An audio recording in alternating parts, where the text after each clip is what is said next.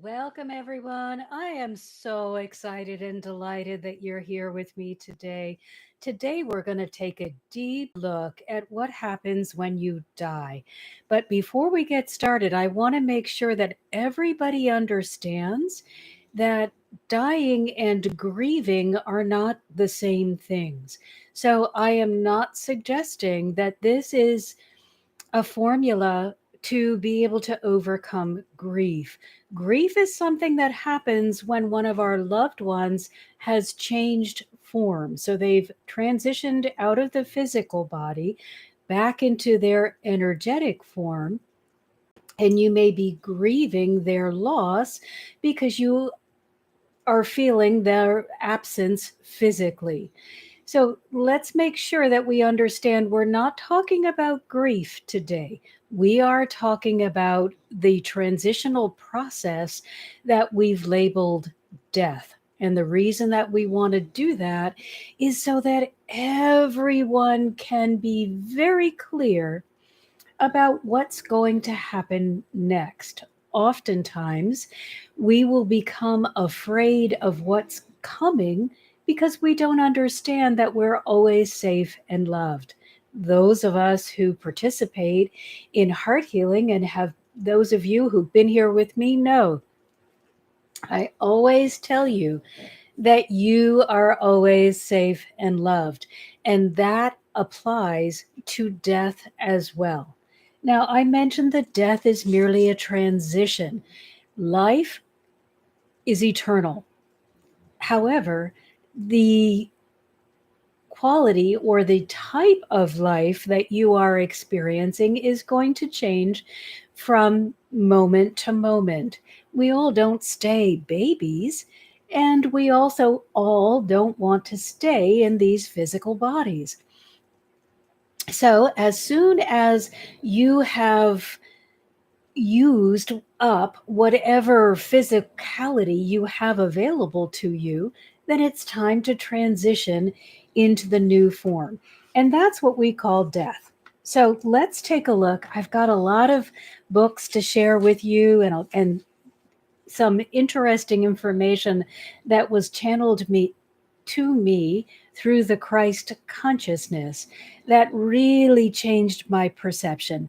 But the one thing that I want you all to know and to be absolutely sure of is that there is only one place that we go when we die, and it is the same place for all of us. And that one place that you go is directly into the heart of the divine. It doesn't matter what you may have done in this lifetime. So let's begin now taking a look at all that we have available to us in terms of information so that we can get to the truth instead of some of these stories that may have been created because someone was afraid. And let's remember, when somebody is creating a story about something, it isn't because they want to cause you to get in line with something that isn't true. It's because they're afraid of something and they are trying to make themselves feel better. So it will be very unusual that someone is spinning a big lie just because they want you to believe a lie. Generally, it's done out of fear. So, death is interesting because it is both an ending and a beginning. It is the ending of this physical form, this physical being that you used to occupy no longer has value to it. So you are voluntarily releasing it, and you are returning to your energetic state. Now, even though life is ongoing, every time you start a new physical life or you return to a new energetic life, you've brought more information. So it's as though every transition is brand new. And that's pretty exciting. I love the fact that it doesn't just get old every time we return to the heart of God, but we come to that place with more wisdom and adventure and more that we can share with the collective consciousness. So let's remember that death is inevitable and that God is good. So, just from that premise, if God is good and good is God, and death is part of being in a physical body, then we know that death is not hurtful or harmful to any of us, because if it was, then God would cease to be good, and God cannot cease to be. So, right there, we know that we don't have anything to fear from the process itself, because every being returns to the heart of God and to the same state, only slightly more elevated because you have more wisdom than the one that you left. However, death will never mean punishment. You are not leaving your physical body because you need to be punished. And you are never able to leave too early or too late. It is impossible for death to happen before you are in alignment with it. Now, as always, when we have these agreement states, we know that agreement doesn't have to be on your conscious level. But there will be a subconscious agreement in place. Yes, I feel like I have finished this physical journey. Therefore, I'm ready to let go of the physical body and return to the energetic state. God doesn't take people and will not take people. You choose the time of your death. Now, my understanding is that we have agreements in place for when we are going to be born and when we are going to exit. We also have exit points throughout our life. We can choose not to take those exit points if we feel unfulfilled. But let's say you notice in your life that you got into a bad accident, you got seriously ill, something happened that it was likely that you would not recover from, but you did. Those would be you interacting with the exit points that you had already built into your life. But when it came to the point of, do I want to finish my life journey at this point, or would I feel better moving on? You chose to continue on in the physical body. If you exited at any of those points, you would have said, oh, I'm done and I'm comfortable with what I've achieved in this life. Now remember, we get unlimited chances to interact with life again and again and again. So it's not surprising that some people may feel that, you know what? I'm good. I'm done. I don't need to have this interaction. But the other thing we want to remember is that no one dies alone or experiences protracted pain. Angels are always with us. Angels usher us in and angels usher us out. But no one dies alone and no one suffers a prolonged death.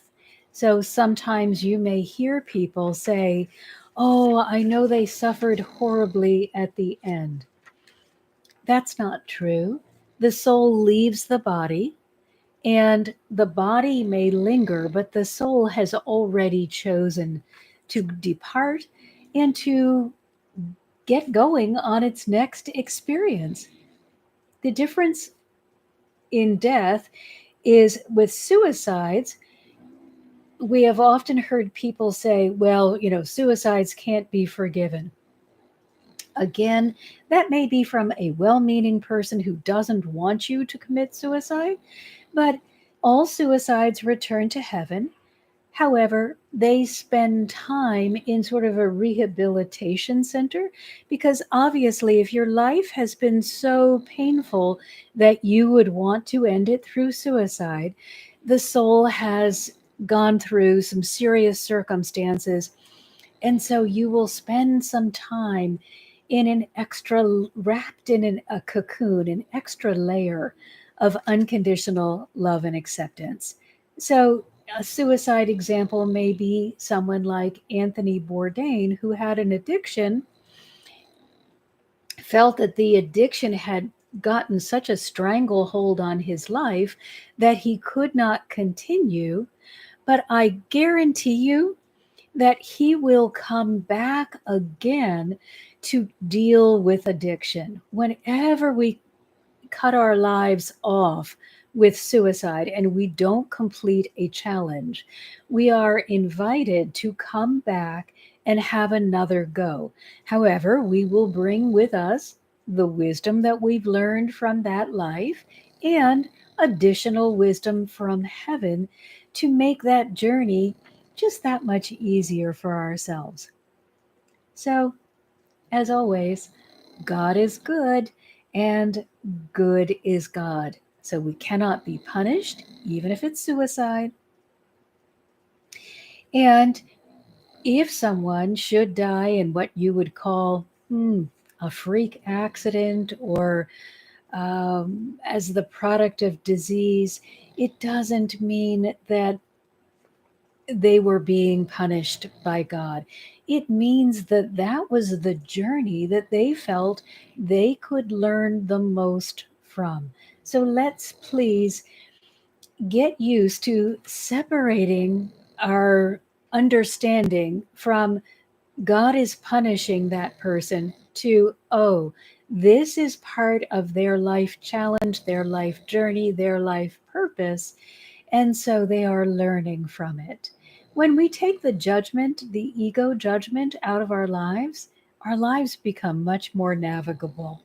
So join me in letting go of judgment.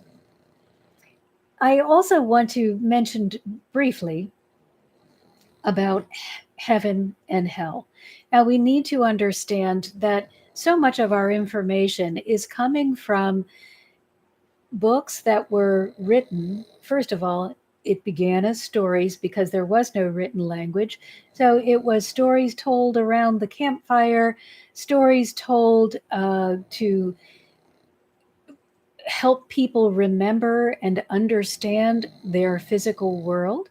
And so that eventually evolved into written language, but even that was recorded many, many, many years ago and in a language that we are no longer speaking today. So, over the years, there have been many, many translations and many corrections. Things have been placed in, things have been taken out. Some of it is according to the whim of whomever was in power at that time. And some of it is because they realized they had gotten the initial um, understanding incorrect. So be a little careful with some of these translated texts. If it doesn't feel right to your heart, chances are that it is not correct. Go with what your truth meter tells you, not with what a translator interpreted for you. So we have heaven and hell. And hell was a place that was used to scare people about behave because you're going to hell. And we know that some of religion was used as a way to dominate the people.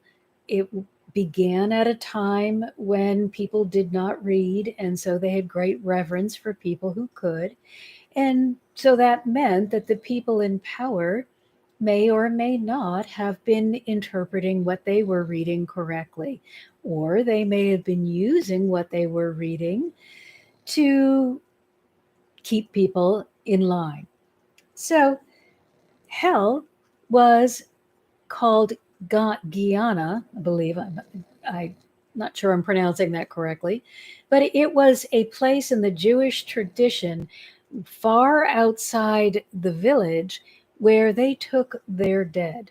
Now, the Jewish people were extremely advanced for their time.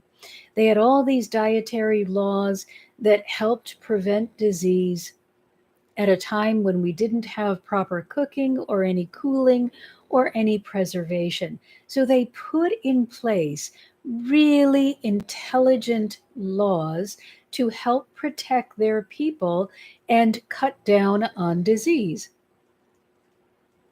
And one of the things they did was take the dead. Remember, when we are no longer present in our physical body, it begins to decay.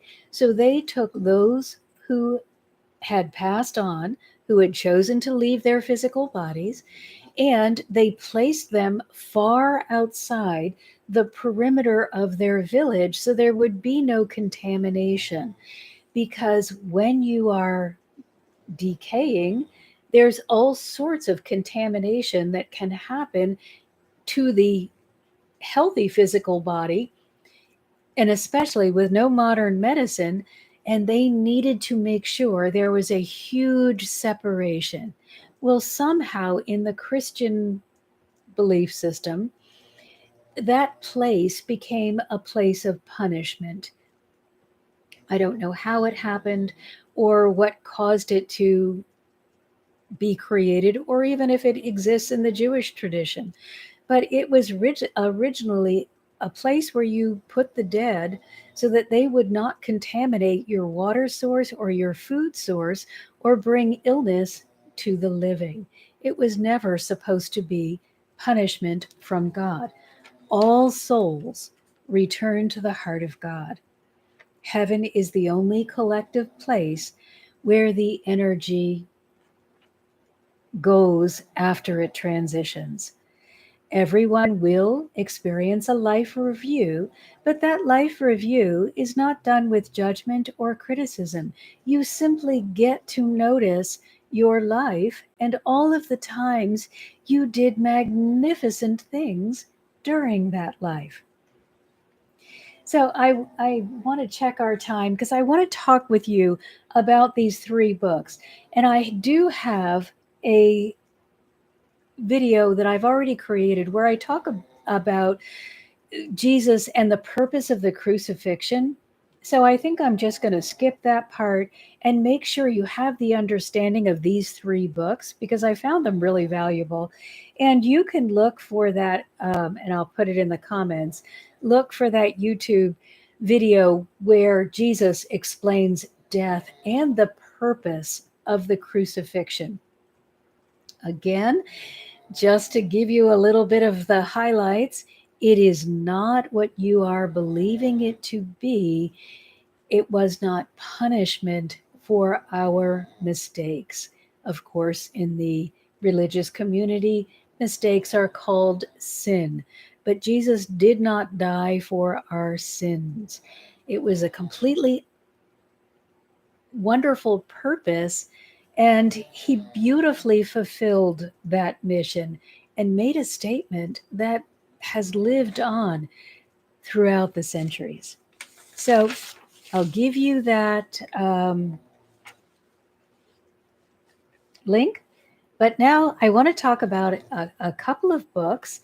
The first one, The Afterlife of Billy Fingers, is really a fun read, and it describes heaven.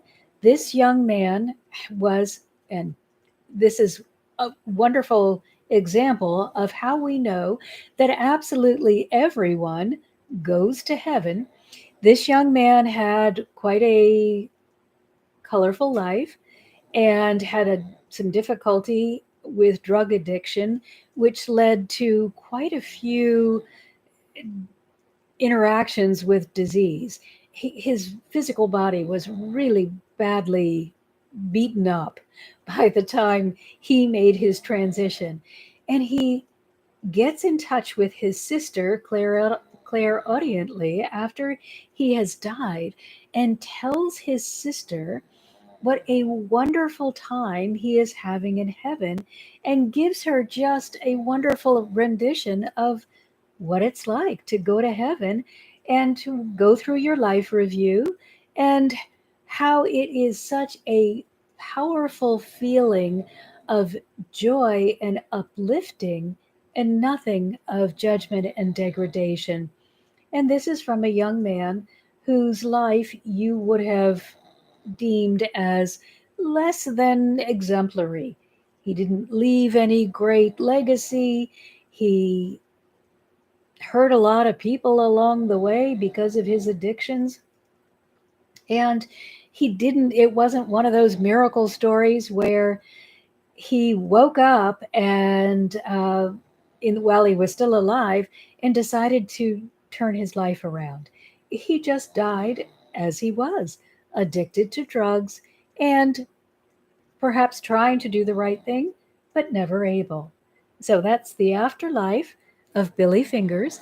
And if you love to read, I love to read. If you love to read, then I would treat yourself to all of these books because each one of them has a different perspective and will really make sure that you have a good um, overarching vision. And I love for you to have that broad view. The next one is Many Lives, Many Masters. And this one is talking about reincarnation. So this was a young woman who went to see this man, Brian Weiss, and they did past life regressions. And it is all of the different lifetimes in which she participated that she could recall during this past life regression. I can't remember whether they did hypnosis or exactly how they got her such clear recall, but she was able to recall and absolutely prove beyond a shadow of a doubt that not only do we live once, but we live again and again. And you might say, well, what's the point of living so many times? To learn, to experience different lives, different ways of being, different interactions. It is not God experimenting with you. It is you experimenting with becoming more God like. We all have the desire, the deep desire to be more like God. And this is one of the ways, by having different experiences, that's one of the ways that we are able to become more like God. Now, the last one I find of all of these probably to be the one that fascinated me the most. And this is Proof of Heaven. This man absolutely proves that heaven is real, that God is good, and that God is 100% loving. Now, this is written by Eben Alexander, who is also a doctor. What I love about this book more than the others is that this man was a neurosurgeon. That means he was dealing with the brain and all of the diseases of the brain on a regular basis. And he ended up with an infection that ate away the lining of the brain. Now, he had the education to know that without this lining, no thought process is possible. You cannot be missing that part of your brain and to be able to do complex thinking. So he is in a coma for 7 days. I believe it's 7 days. And they are telling his wife and his family, just he's not coming back. Don't expect him to come back. It's just impossible. This virus has eaten away at all of his brain tissue. And even if he were to come back, the most you could hope for is that he would remain in a vegetative state. So, really, you should be praying that he just chooses to move on because his life is essentially over because of this disease. Nothing can be left because of the destruction of the brain lining. So while the doctors are having the conversation with his family about that, he is in heaven and he is experiencing all the levels of heaven that match exactly what his expectation was. Now remember, we cannot gain something other than our expectation. So he is experiencing exactly what he expected until he gets to a point of minimal resistance and he just lets go.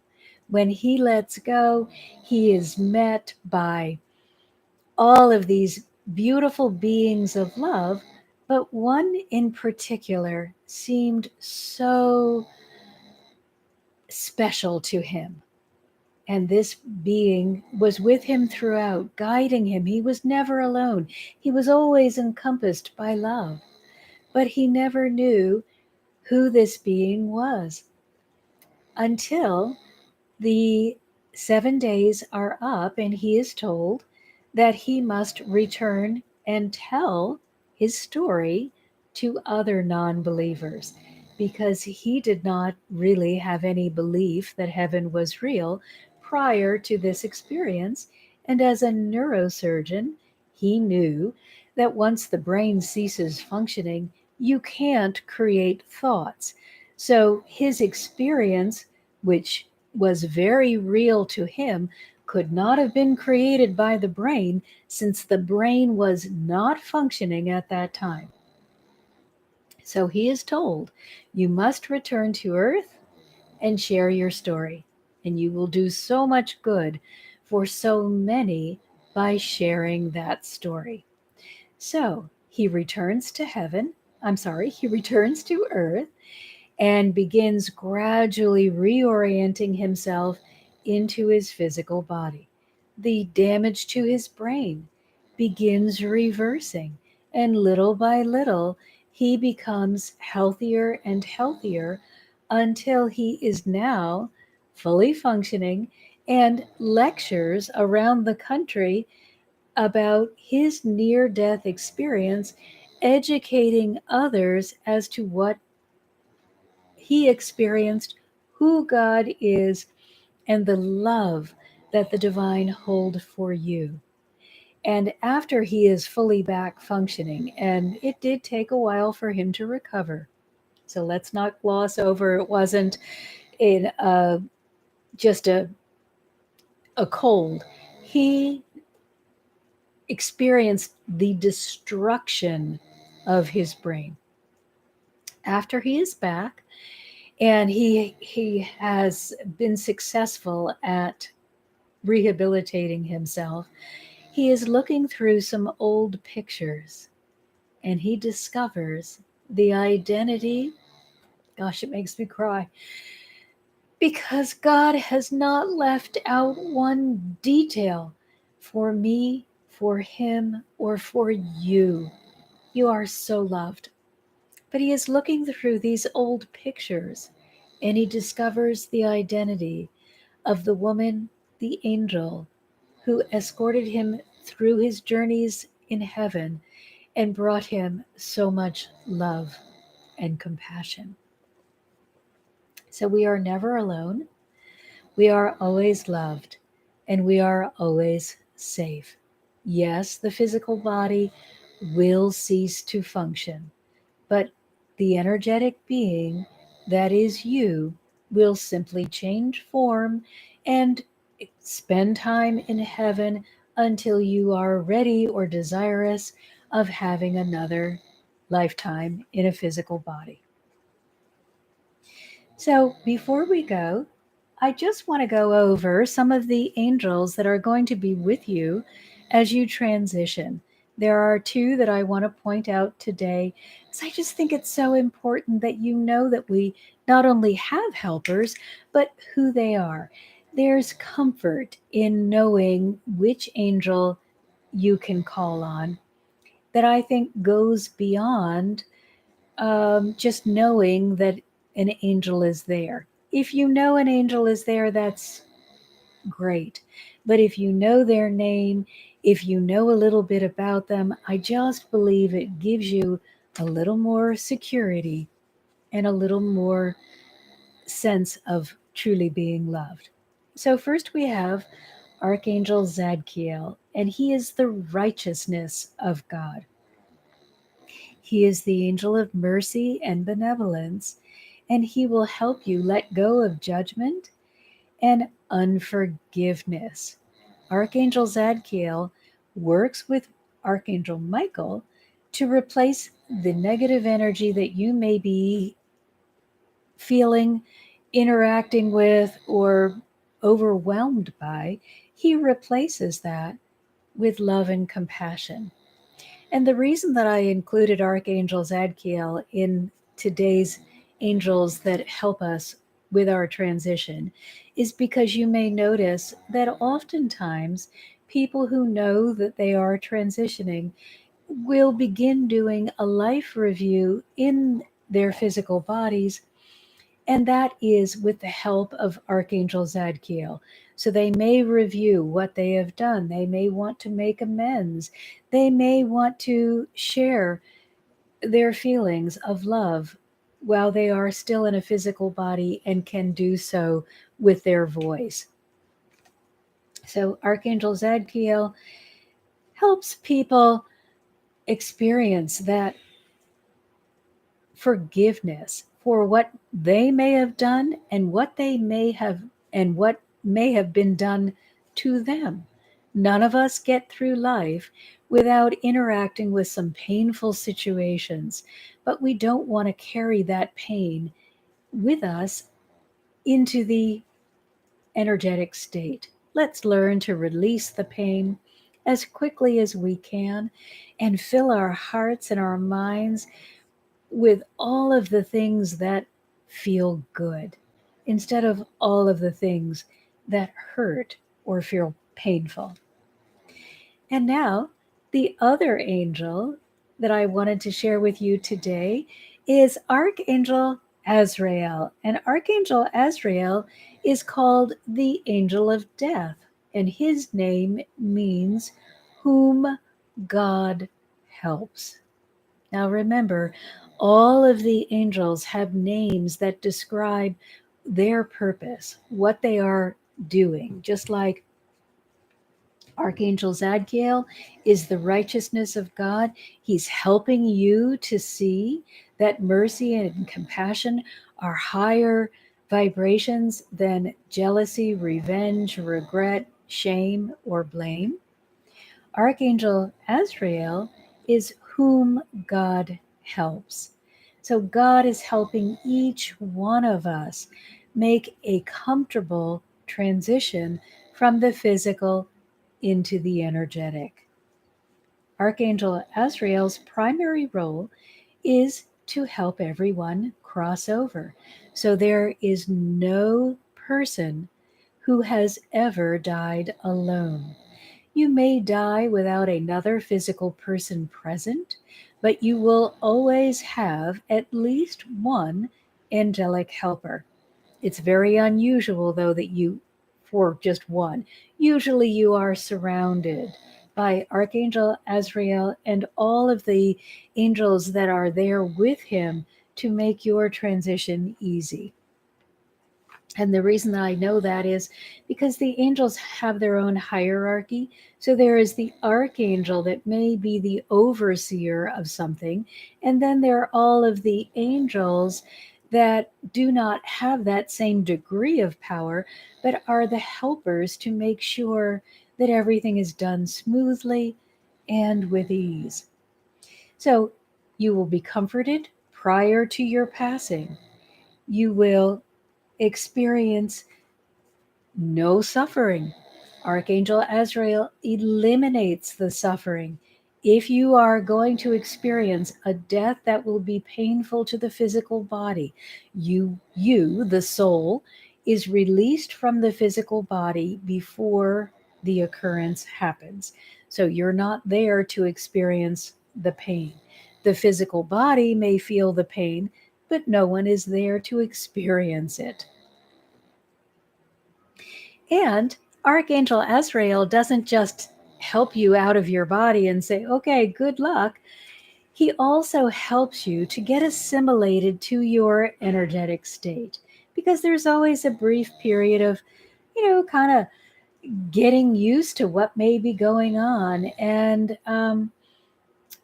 getting organized. So, Archangel Azrael is going to help you be released from the physical body and then get acclimated into the energetic state, help you get into the life review and to understand the absolute love and acceptance that God is showering you.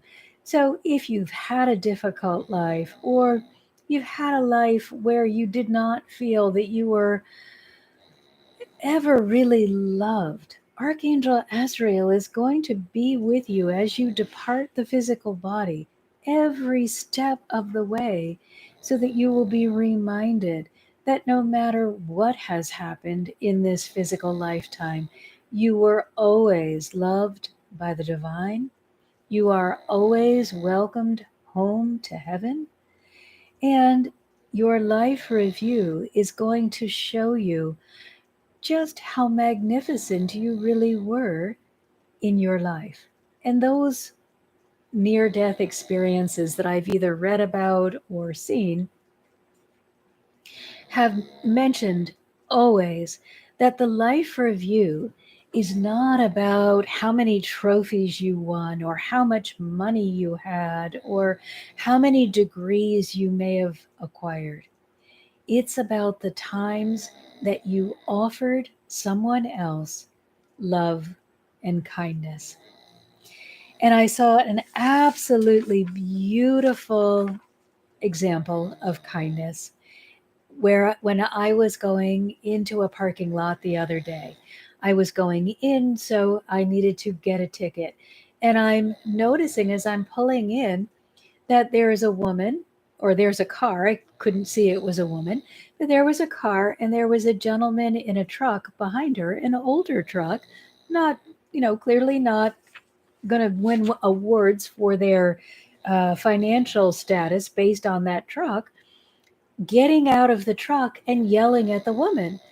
And just watching his mouth, I'm thinking, gosh, I hope I'm going to take a look and make sure everything's okay. But as I put my window down to accept the ticket, I heard him yelling to her, ma'am, it's okay. I'll help you. And it was so wonderful. He was racing to get out of his truck because the woman was older and she needed to put her ticket into the slot in order to be let out of the lot, and she hadn't pulled close enough. So she was trying to maneuver herself out of the car so that she would be close enough to get the ticket. And this gentleman jumped out of his car to help her so that she would not be hurt trying to get out of her car to put her ticket into the meter. There are beautiful acts of kindness and love happening every moment of every day. That man is going to see that act of kindness that he did in his life review, because it was truly wonderful. The woman was clearly struggling, and without his help, she might have fallen. She might have been okay, but it was so wonderful to see him respond that quickly and with such genuine kindness. So just know your life review is going to be filled with all of the times that you did something really magnificent for someone that you may or may not know. Archangel Azrael is going to help the one that's departing leave their physical body and get acclimated. But he's also going to help the surrounding family members, those who are left, or the just the people that loved that person and are touched by sadness because of their passing. So I want you to see how beautifully orchestrated all of this is. We all are going to choose a time to leave, and we are going to leave people behind that are sad at our passing. But Archangel Azrael will be there to help those folks through that moment of grief. And they're reminding me of a story that I want to share with you that absolutely confirmed for me that no one is taken before their time and no one leaves their physical body without prior consent. So, Archangel Azrael is with all of us. He can be associated with the color purple, and he will wrap you in his wings as you grieve. So, if you are grieving the loss of a loved one, first of all, know they did not leave to spite you or as punishment or because there was something wrong with them. They left because they had accomplished everything they chose to accomplish in their life. So call on Archangel Azrael to help you move through your grief at the pace that feels good to you. He will also help you release anything that's blocking your spiritual growth, because spiritual growth is often likened to death. Sometimes we need to die to everything that we are doing or holding on to in the physical body so that we can accept what is really here for us. So I'm going to share this story with you, but I want to just say one more thing about Archangel Azrael. And this is another way that I know that you are loved. Archangel Azrael keeps track of every person as they are being born and as they are departing. Every soul is accounted for. And there is even a saying that says that a leaf falls from the throne of God when it's time for a person to die. And Archangel Azrael has 44 days to collect that soul. So you are never alone, you are never forgotten, and you are always loved. Now, I was used to interact with a gentleman on Facebook who posted beautiful pictures of angels that he created. And I used to always look forward to these, and we would have a conversation about these pictures. I never did meet him in person or know him, but enjoyed his work and thought it was really magnificent. And so I was one of the ones that was notified when he said, I need to ask for prayers. And I thought, gosh, okay. And we discover that one of his daughters, or I don't know if he has other daughters, one of his children had been diagnosed with stage 3 cancer. And I believe this was August. And then maybe a month later, we are getting a notice from him. Of course, we are all gathered in prayer, holding her in our hearts, sending her healing energy. She is the mother of young children, and we are certain that she is going to recover. Unfortunately, about a month later, we get another notice that says she is now in hospice. And about a week after that, we are told that she is transitioned. And because she had young children, this hit me so hard. I didn't have the understanding that I have now. She was one of the people that brought it to me, so I'm very grateful to her. But I didn't have the understanding, and I decided that I was going to contact her in her energetic state because I just couldn't understand how you could leave your children. I just was being very judgmental and very critical, and I needed to hear from her what she was thinking. And her reply to me was so wonderful that it completely changed my mind and really was part of this work that I presented to you today. She said, "No, silly rabbit, you don't understand. I didn't leave my children. This was an agreement that we had all entered into before we came." Now, you may think, oh, I just made that up. But first of all, I don't speak in those words. I don't call people silly rabbits.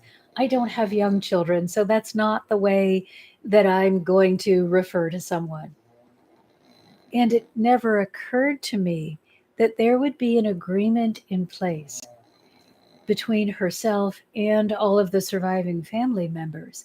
And she said, "We want to see what it's like. I'm still there with them. I'm going to be overseeing their growth and development, but we chose to see what it would be like to grow up in a home where the mother is no longer present. No one leaves before their time. No one leaves by accident. Everyone is safe and everyone is loved." Tuck that into your heart. And until next time, I'm sending you all my love.